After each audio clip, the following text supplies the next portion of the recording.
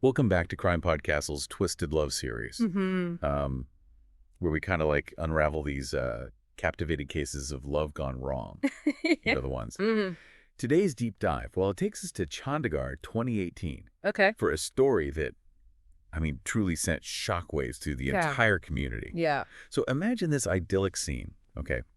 A newlywed bride, Meera Sharma, just brimming with hopes and dreams for the future. Yeah. But just days after her wedding, those dreams are shattered. Wow. She's found murdered in her own home. It's a chilling reminder that even the most beautiful facade can conceal, really dark secrets. Yeah. In this case, it's more than just a tragic murder. It's a story of deceit, betrayal, and ultimately the devastating consequences of unchecked emotions. Okay, so let's unpack this. Let's What can you tell us about Meera? Sure. Who was she beyond the headlines? Meera Sharma was this vibrant young woman, just 26 years old, ambitious, successful. She was a marketing professional in Delhi and deeply in love with her childhood sweetheart, Rohit Malhotra. They were, that couple everyone envied. Right. Seemed destined for a lifetime of happiness. Yeah, it's so heartbreaking to think about the contrast, right? Yeah. Between that joy of her wedding just days before and the horror of her untimely death. Right. It just seems almost impossible to reconcile those two realities. And that's what makes this case so compelling and so disturbing. Right.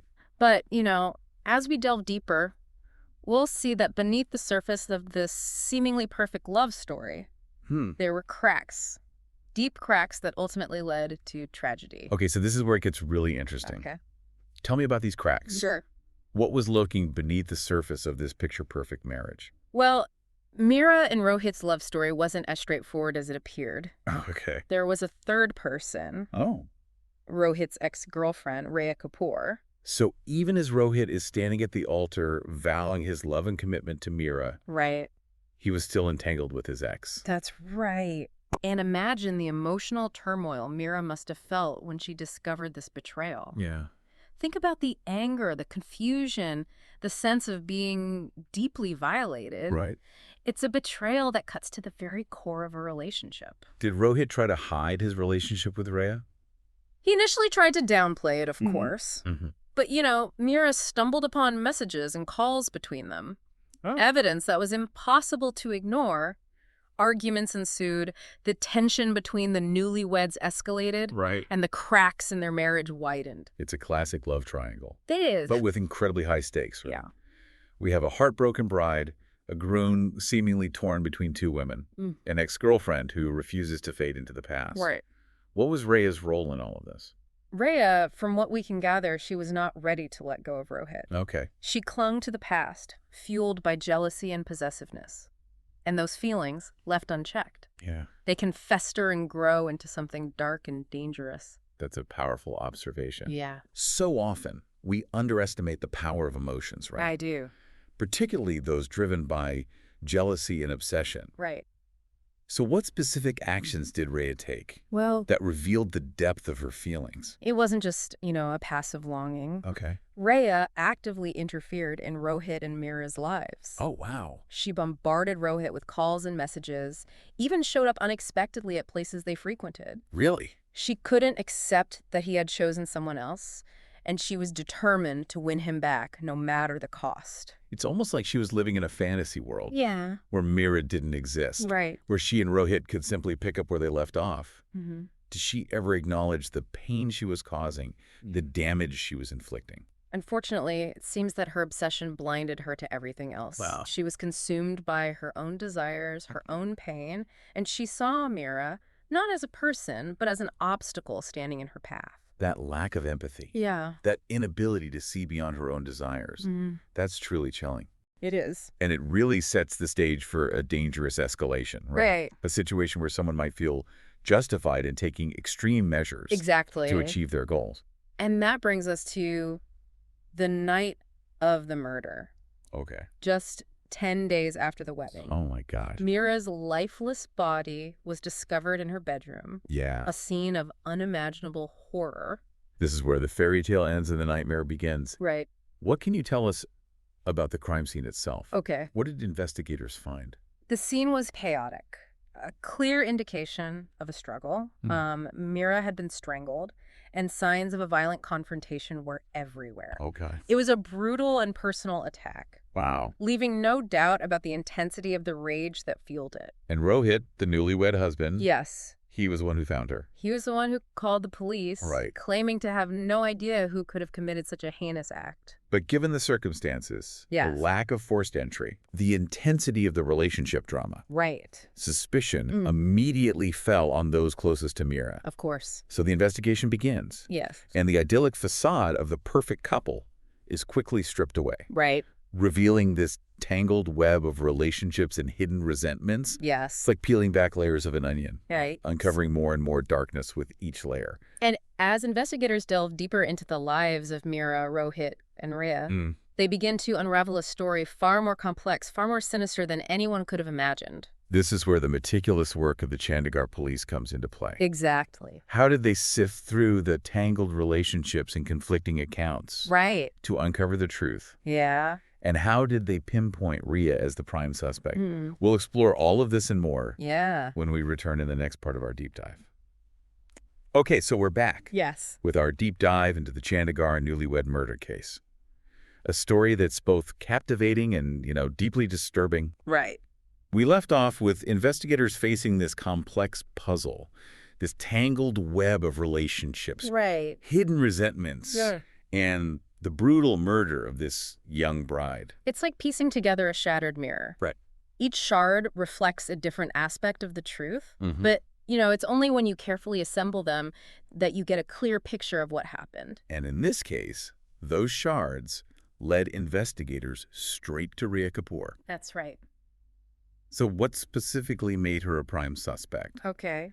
Was it more than just the fact that, she was the jealous ex-girlfriend? You're right. It takes more than mere jealousy to warrant a murder charge. Right. But Rhea's actions in the days and weeks leading up to Meera's death painted a very disturbing picture. Okay. Remember those calls and messages we talked about? Yeah. Well, those weren't just casual check-ins. Yeah. They were filled with anger, desperation, and threats. So she wasn't just expressing sadness or longing for a lost love.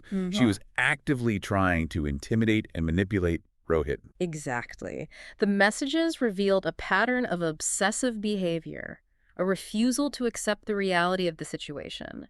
So she wasn't just trying to win Rohit back. Right. She was trying to control him, to punish him for choosing someone else. Right. And those attempts at control escalated as the wedding approached. They did. Can you share some specific examples of what you mean by escalation? Oh, sure. What kind of language was she using in these messages? Well, she started by accusing Rohit of making a huge mistake, Okay. of betraying their love.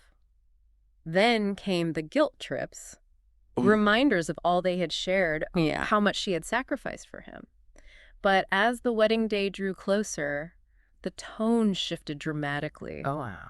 She started making these veiled threats, hinting that she wouldn't let him get away with this, Right. that she would make him regret his decision. That's terrifying. Yeah. It's like she was losing her grip on reality, Yeah. letting her emotions completely dictate her actions.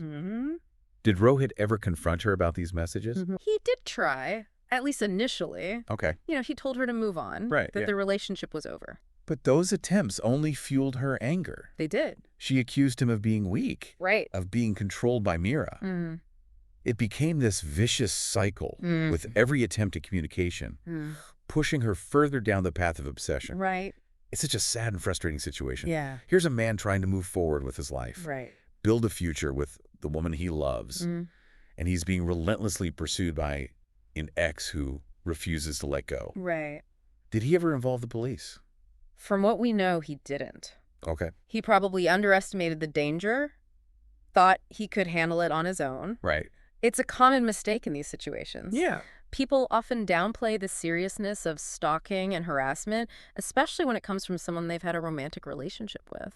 It's easy to dismiss those early warning signs, It and is. think it's just a matter of time before the person moves on. Yeah. But as this case tragically demonstrates, those feelings can fester Right. and lead to devastating consequences. So we have this pattern of obsessive behavior, Yeah. escalating threats, Right. and this deeply troubled relationship triangle. Yes. But what was the smoking gun? Okay.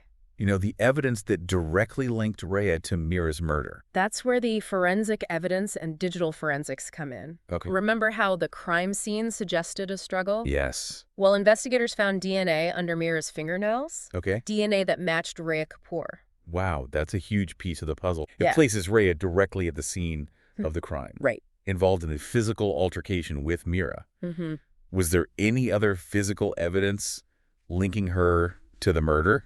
There was security footage from the gated community where Meera and Rohit lived. Okay. Captured Rhea entering the complex on the night of the murder. So they had her on camera at the scene of the crime with DNA evidence placing her in a struggle with the victim. Right. It seems like an open and shut case at that point. Yeah. Did she try to deny her involvement? Initially, she did try to come up with a story, Right. but it quickly unraveled under scrutiny. Oh. Faced with the overwhelming evidence, she eventually confessed to the crime. That must have been a chilling moment for investigators. I imagine so, yeah. To hear her admit to taking another person's life. It must have been. So what was her motive, according to her confession? Okay. What drove her to such a horrific act? In her confession, Rhea described feeling overwhelmed with rage and jealousy. She said she couldn't bear the thought of Rohit being happy with Meera while she was left alone. Right. And heartbroken. She claimed it wasn't premeditated. Okay. She just snapped, lashing out in a moment of blind fury. But the evidence suggests a level of premeditation, though, right? You're right. You know, the messages, the threats. Yeah. The fact that she entered the house knowing Meera was alone. Right. It's hard to reconcile that with a claim of snapping in the moment. And that's something the prosecution focused on during the trial. Okay. They argued that Rhea's actions were deliberate, driven by a calculated plan to eliminate Meera Wow. and reclaim Rohit. So the stage is set for a high-stakes legal battle. It is. We have a confession. Right. But is it a genuine admission of guilt? Mm-hmm. Or a desperate attempt to minimize responsibility? Right. And how did the defense try to counter the mountain of evidence against Rhea? Yeah. We'll delve into the trial and its shocking outcome when we return for the final part of our deep dive. We're back, ready to unpack the final chapter of the Chandigarh Newlywed murder case. We've walked through like this labyrinth of emotions, right? Love, betrayal, obsession, and rage. And now, I mean, we're standing at the doors of the courtroom. What was the atmosphere like? Oh, it was tense. Okay. Like, imagine a pressure cooker. The media scrutiny was just relentless. You know, Right. public was hungry for answers. Yeah. And the stakes, I mean, they were incredibly high. Meera's family, shattered by grief, they demanded justice. Of course. While Rhea's defense team, I mean, they fought tooth and nail to protect their client, you know? It must have been incredibly difficult for Meera's family. Oh, absolutely. You know, being forced to relive the horrific details of her death Yeah. in such a public way. Yeah. Did they attend the trial? They did. Wow. It was a testament to their strength and their unwavering determination to see justice served. Wow. You could feel their pain, their anger, Yeah. but also their resolve. Every day, they sat in that courtroom, Yeah. a silent but powerful presence, reminding everyone of the life that had been stolen. What were the key arguments presented during the trial? Okay. How did the prosecution try to prove Rhea's guilt beyond a reasonable doubt? The prosecution built a very compelling case, like meticulously laying out a timeline of Rhea's actions. Right. You know, they presented the incriminating text messages, the security footage placing her at the scene, and of course the DNA evidence under Meera's fingernails. Right. Their argument was clear. This wasn't a crime of passion, Right. but a cold-blooded, premeditated act driven by jealousy and a desire for revenge. And how did the defense respond to this mountain of evidence? Okay. Did they try to, discredit the forensic evidence? Yeah. Or present an alternative theory of the crime? They couldn't completely deny Rhea's involvement. The evidence was just too strong. All right. So instead, they focused on her mental state, Okay. painting a picture of a woman driven to the brink by heartbreak and despair. Right. They argued that her actions were impulsive, Mm-hmm. not premeditated, Okay. and that she deserved leniency. So it became a battle of narratives. Yeah, The prosecution presenting a cold and calculating killer, right.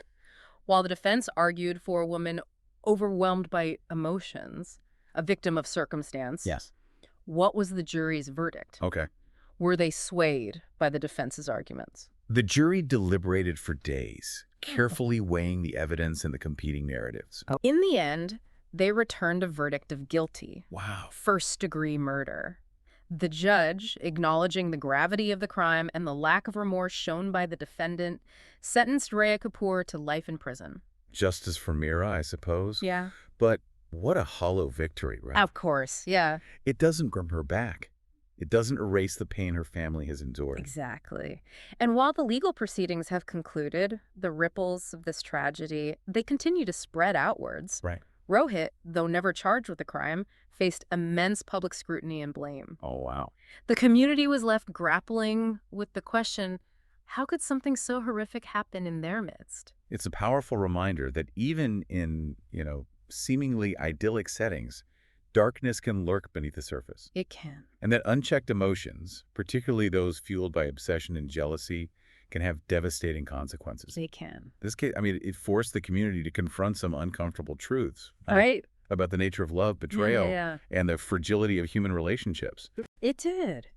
And it sparked important conversations about the warning signs of toxic relationships, the importance of mental health awareness, and the need for support systems for those struggling with difficult emotions.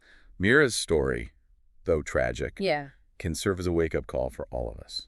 Absolutely. It reminds us to pay attention to the red flags in our own relationships and in the lives of those we care about, to recognize the difference between healthy love and destructive obsession. It does. And to remember that we're not alone in this. Right. There are resources available, people who can help if we have the courage to reach out. That's right. Thank you for joining us on this journey, It was great to be here. for taking this deep dive into the Chandigarh Newlywed murder case. We hope that by exploring the complexities of this story, we can all learn something, grow a little wiser, Right. and maybe even prevent another tragedy from unfolding. For more compelling stories and discussions, be sure to subscribe to CrimePod Castle and check out our YouTube channel. Until next time. Yeah. Stay curious, Stay safe. stay safe, and as always, Be vigilant. stay vigilant.